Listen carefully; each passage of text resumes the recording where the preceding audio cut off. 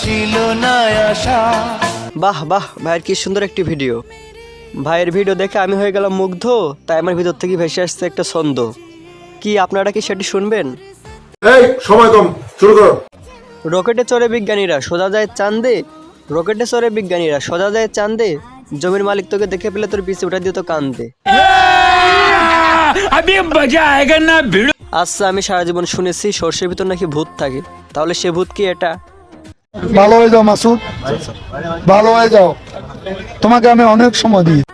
Sorry কাদের কাকু, ভালো হতে পারবো না, এই দুনিয়ায় ভালো মানুষের কোনো মূল্য নেই। আচ্ছা, এটা বাদ দিয়ে তাহলে সামনের দিকে এগোনো যাক।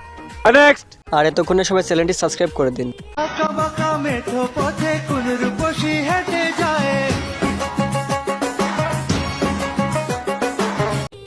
আরে ভাই কি সুন্দর হাঁটা, ঠিক দেখতে এমন লাগছে না? कौन है ये लोग, कहां से आते हैं? এবারের পরেরটা দেখা যাক।